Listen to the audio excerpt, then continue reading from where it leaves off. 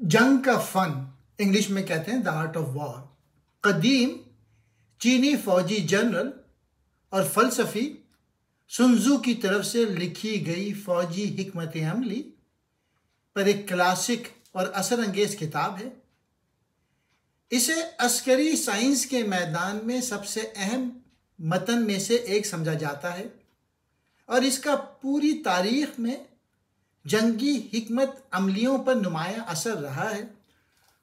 सुन त्जू के बारे में ख्याल किया जाता है कि वो 5वीं सदी कब्ल मसीह के आसपास कदीम चीन के मौसम बहार और ख़िज़ा के दौर में रहते थे। जंग का फ़न उनसे मंसूब है और 13 अबवाब पर मुश्तमिल है। हर एक जंग के मुख्तलिफ पहलुओं पर मरकूज़ है।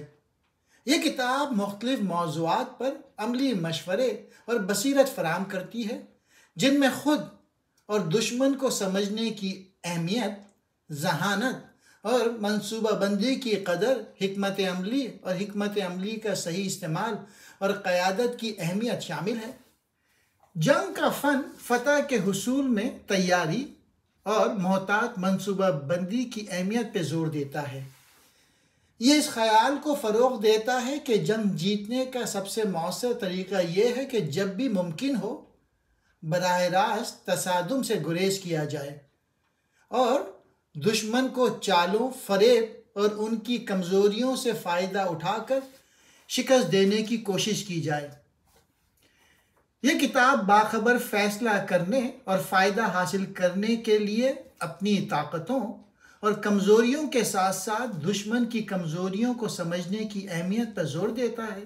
अगरचे जंग का फ़न बुनियादी तौर पर अपने फ़ौजी इस्तेमाल के लिए जाना जाता है, लेकिन इसके उसूलों का इतलाक़ जंग से हटकर मुख्तलिफ शोबों पर होता है, बशमूल कारोबार, सियासत और खेल।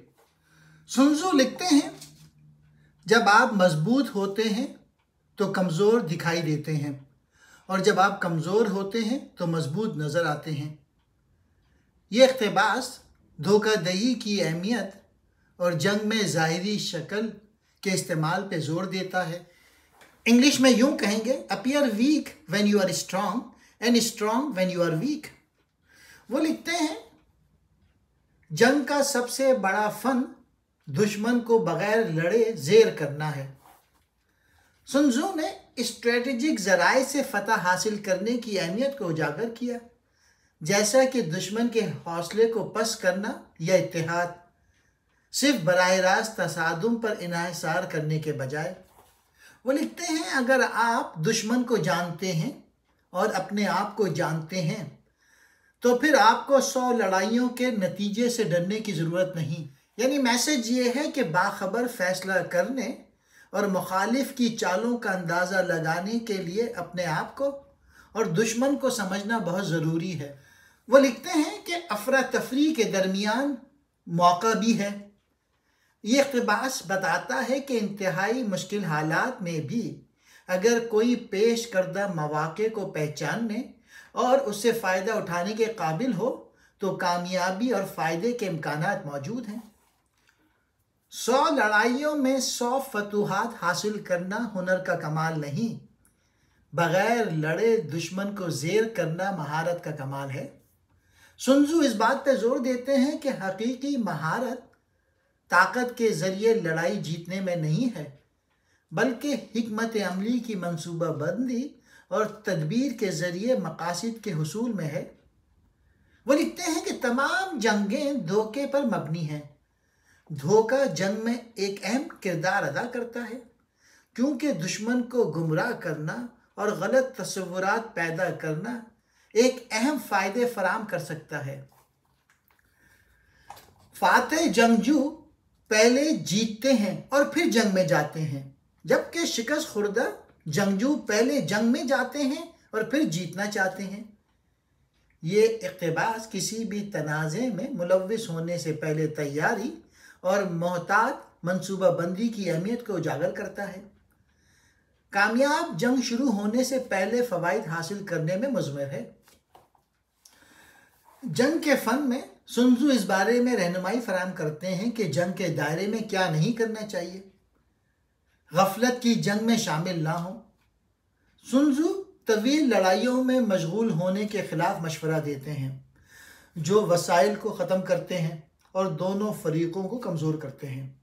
इसके बजाय वह मुतबादिल हिकमत अमली तलाश करने की वकालत करता है। वो लिखते हैं, अपने दुश्मन को कम मत समझो। दुश्मन को कम समझना खुशफहमी का बाइस बनता है और उनकी ताकतों और सलाहियतों को नज़रअंदाज कर सकता है। वो लिखते हैं, ऐसी लड़ाइयाँ मत लड़ो जो तुम नहीं जीत सकते। वो वसाइल को महफूज रखने और फतह के लिए मुतबादिल रास्ते तलाश करने का मशवरा देते हैं। अपने जज्बात को अपने आमाल का हुक्म ना दें। जज्बात जैसे गुस्सा या खौफ को फैसला साजी की रहनुमाई करने की इजाज़त देने से मुतासर कुन और गैर माकूल काम हो सकते हैं। वो लिखते हैं कि पुरसुकून रहें। इंटेलिजेंस जमा करने में गफलत ना करें। दुश्मन के बारे में मालूमात इकट्ठा करने और तज्जिया करने में नाकामी आपको बेखबर और कमज़ोर छोड़ सकती है। सुनजू ने बाखबर फैसला करने और मौसर हिकमत अमली तैयार करने में एक अहम अंसर के तौर पे जहानत की अहमियत पे जोर दिया है। सुनजू इस बारे में रहनुमाई फराम करते हैं कि जंग के दायरे में क्या करना चाहिए। अपने दुश्मन को जाने और ख़ुद को जाने। अपनी ताकत और कमज़ोरियों के साथ साथ दुश्मन की कमज़ोरियों को भी समझना चाहिए। मंसूबा बंदी और हिकमत अमली बनाएं। मोहतात मंसूबा बंदी और हिकमत अमली की सोच ज़रूरी है। इसमें मैदान जंग का अंदाज़ा लगाना, मुख्तलिफ मंजरनामों पर गौर करना और हिकमत अमली तैयार करना शामिल है जो आपकी अपनी ताकतों को फ़ायदा उठाते हुए दुश्मन की कमज़ोरियों का फ़ायदा उठाए। बराह रास्त तसादुम के बगैर फतह हासिल करना। हतमी मकासद जब भी मुमकिन हो बराह रास्त लड़ाई में शामिल हुए बगैर फतह हासिल करना है। लचक, बदलते हुए हालात के जवाब में लचकदार होना बहुत ज़रूरी है।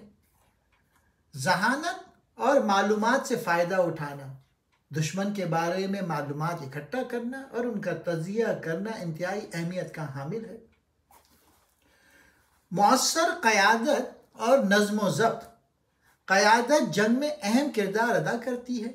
सुनजू ने मजबूत क़यादत, वाज़े मवासलात और फ़ौजियों के दरमियान नज़्म ज़ब्त को बरकरार रखने की अहमियत पर जोर दिया है।